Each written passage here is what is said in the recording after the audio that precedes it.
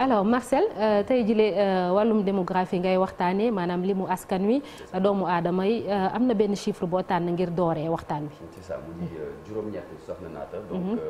ci àdduna bi pour firndeel li nga xamante ni moom mooy juróom-ñetti milliards moom la ñuy nar a am ci doomu aadama fii ci biir àdduna à partir du 15 novembre 2022 bu ñu sukkandiku ci benn rapport. bu organisation des Nations Unies daal di publier lundi bi passé à occasion bi nag lan la woon journée mondiale de la population la woon donc bu ñu sukkandikoo ci dernière projection bu ONU daal di def donc population mondiale bi mën na yegg ci 8,5 milliards bu ñu yegsee ci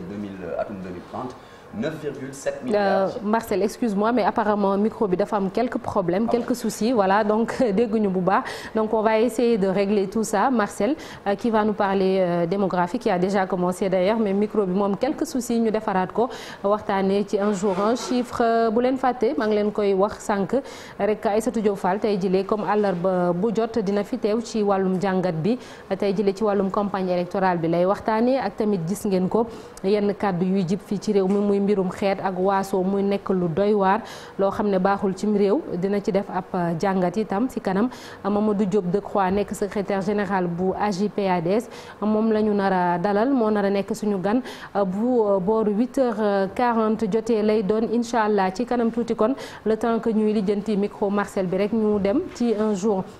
Un chiffre, si c'est réglé, on va parler démographie avec la population mondiale, voilà, qui change de chiffre. Alors Marcel, alors on espère que baax na voilà mise à jour, voilà c'est ça. Apparemment c'est bon. D'accord donc comme ni ma ko doon waxee soxna naata. juróom-ñett pour firndeel li nga xamante ni moom mooy juróom-ñetti milliards doomu aadama moom la ñuy nar a am fii ci biir àdduna le 15 novembre 2022 lay nar a doon bu ñu sukkandikoo ci benn rapport bu organisation des Nations Unies daal di publier lundi bi passé à l'occasion donc de la journée mondiale de la population bu ñu sukkandikoo ba léegi ci organisation des Nations Unies ci dernière projection yi mu daal di jot a def population mondiale bi mën na yegg ba 8,5 milliards ci atum 2030 9,7 milliards en 2050 et même 10,4 milliards en 2100 donc ñuy fàttali que hécatombe bi nga xamante ne Covid-19 moom moo ko fi indi woon te muy entraîné benn surmortalité de 14,9 millions de personnes quand même dans le monde diggante 2020 ak 2021 mën nañ ne que en tout cas yaaxul dara ci tendance bi nga xamante ne tendance générale la pandémie bi di Covid-19 daal di affecté li nga xamante ne moom mooy espérance de vie mondiale à la naissance tombée donc à 71 ans en 2021 donc révision 2022 plus précisément ñu tuddee ko World Population Prospects mu nekk la 27e édition estimation ak projection démographique officielle bu organisation des Nations Unies di def donc ci ay jamono préparée donc par la division de la population du département des affaires économiques et sociales du secrétariat de l'ONU muy présenté ay estimation population diggante 1950 ba suñu jamono muy laal 237 pays wala ay zone yi nga xamante ne dañ daal di rek def ay analyse ku ci nekk ci ay tendances démographiques historiques muy laal benn bu nekk ci réew yooyu soxna Naata. ci jamono jooju Marcel woote sans responsabilité yi mi ngi gën a bari. ci mbir mi. exactement parce que li nga xamante ne moom mooy 8 milliards de personnes moom day gën a pousse rek nit ci pour ñu leen di gën a ñaax ci wàllu préserver la planète bu ñu sukkandikoo ci Antonio Guterres nekk secrétaire général ONU moom nee na ñu xaar la naissance du 8 milliardième habitant de la planète Terre mu nekk occasion ngir rek ñu daal di célébrer suñu diversité reconnaître suñu humanité commune ba pare rek gën a mën a émerveiller wu ci li nga xamante ne moom mooy progrès en matière de santé te mu permettre rek ñu allonger durée de vie réduire tamit li nga xamante ni moom mooy taux de mortalité maternelle ak infantile donc dans le même temps c'est un rappel de notre responsabilité ku ci nekk ñun partager ngir rek ñu prendre soin suñu planète bi Terre donc benn moment rek ngir réfléchir ci domaine yi nga xamante ne moom respecté buñ ko ba léegi ci wàllu engagement ku ci nekk ci ñun donc humanité dina rek continuer di prospérer tandis que d'autres espèces vivantes am na ay espèces vivantes yu bëri yoo xamante ne dañ nar a rek daal di éteindre massivement lu bëri dootuñ leen gis ci biir àdduna dans les années qui viennent bien sûr on n'est pas encore ce n'est pas demain la veille mais en tout cas ñu ngi koy prévoir vendredi 7 juillet dernier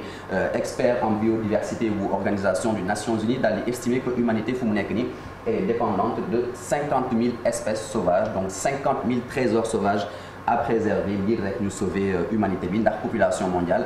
elle devra attendre le 22e siècle balaa moo connaître une phase de décroissance soxna Naata. ci limu doomu aadama yi am na juróom-ñetti réew yoo xam ne jàpp nañ ni fa ñuy juree foofu la ëppee. c'est ça balaa loolu ñu ci yegg ñu gis na ne population mondiale bi day croître à son rythme le plus lent. bu gën a yéex depuis 1950 jàll sous la barre des 1% en 2020 ba léegi bu ñu sukkandikoo ci rapport onusien bi taux de natalité mondiale daal di jàll de 5 à 2,3 enfants par femme entre les années 1950 ba fan yi et puis muy nar a yegg si sax benn seuil de remplacement donc 2,1 enfants par femme en 2050 nar a yegg sax ba 1,8 enfants par femme après 2100 muy donc ay moyennes yi nga xamante ne day masquer ay disparités régionales soxna Naata yaa ngi koy wax sànq juróom-ñetti réew la ñu gis ne ñoom daal ñoom ñoo gën a xëcc li nga xamante ne moom mooy augmentation population bi ñu xaar ci bi ñu nemmeeku ci prochaine décennie yi donc République démocratique du Congo on va remarquer que li ci ëpp pays ay dëkk africain lañu Égypte Éthiopie Nigéria Tanzanie ñi ci des doon ñi nga xamante ñoom ñooy waa Inde waa Pakistan ou encore les Philippines. 5 sur 8 tout de même 5 pays africains voilà sur les 8 alors Marcel ci 8 milliards yooyu bu ñu ci eggee dinañ am benn numéro 1 mondial moo boo xam ne li mu doomu aadama yi fa la ñu ëppee. c'est ça donc numéro 1 mondial bi di Inde nekk donc numéro futur numéro 1 mondial ndax bu ñu jàpp rek ba léegi Chine moom moo ko nekk waaye Inde dafay nar a dépasser ki nga xamante ne moom mooy Chine en tant que pays le plus peuplé du monde ce sera en 2023 donc Inde nar a am ci jamono jooju population bu toll ci 1,668 milliards d'habitants en 2050 loin devant donc les 1,317 milliards d'habitants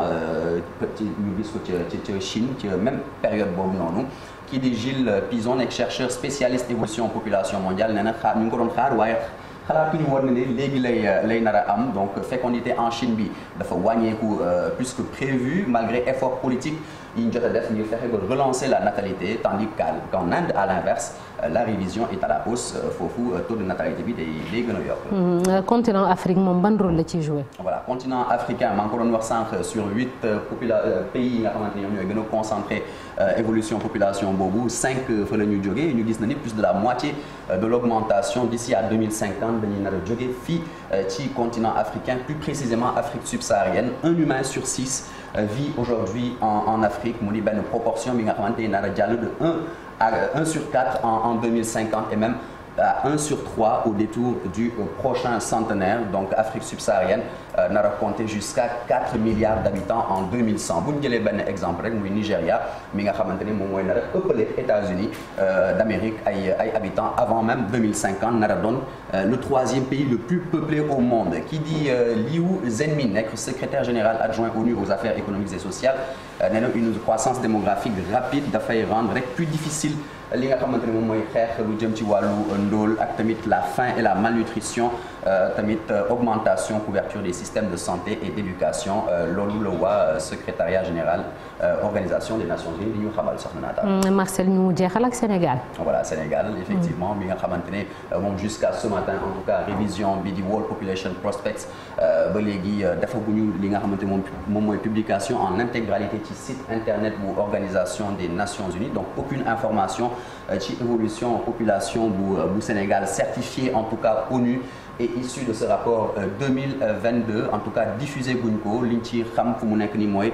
Sénégal du bokk ci 50 pays les plus peuplés au monde à l'horizon 2050 contrairement quand même à certains pays de la CEDEAO comme Nigeria maa ngi ko doon wax sànq le Niger le Ghana la Côte d'Ivoire le Mali ou encore même le Burkina Faso bu ñu sukkandikoo ci projection yi nga xamante ni agence nationale statistique démographie ANSD moom moo ko def le Sénégal compterait 17 738 795 habitants en 2022 et pour disposer des chiffres exacts nag ñuy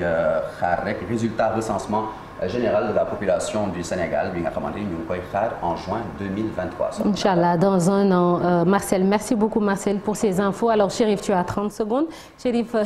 Marcel wax na ko il faudra attendre 2023 mais am nañ benn aperçu ak ANSD fan yële weesu nee nañu daanaka booy xool soxna yi juratuñu lu bëri fii Sénégal muy jàngat bu ñu defoon très rapidement. waa jàngat bi li ko waral nag bari na parce que jafe-jafe am na ci wàllu koom crise bi tax na nag ñu ci bëri jàpp na ni bu fekkente ni aussi jur ngay doom te mënoo leen yor wala amoo liggéey day indi problème beneen bi tamit li nemmeeku mooy sensibilisation bi nga xamante ni ñu ngi koy def jëm kon ci wàllu planification ak yu ni mel mooy soxna yi aussi parce que day am impact même seen liggéey parce que boo xoolee entreprise yi gis nga leen mayuñ leen féex goo xamante ni dina encourager soxna yi ñuy mën a am doom comme ni ñu ko bëggee parce que déjà dañ naan congé yeeg et cetera wala duñ leen jël li am solo ba am solo mooy ki ne planification moom mënul ñàkk ci wàllu rek kilifa yi nga xam ne moom lañ dénk wàllu koom gi ngir askan wi bu fekkente ni lim bi yokk na surtout leen nemeek fii ci Sénégal ak Afrique ay ndaw ñoo ci ëpp te ndaw ñi fu ñu am il faut nga jox leen liggéey boo leen joxul liggéey jafe-jafe yi ngay gis mooy ay problème ci wàllu ay manifestation ak yu ni mel te loolu wala ñuy jël ay gaal di xaru di dem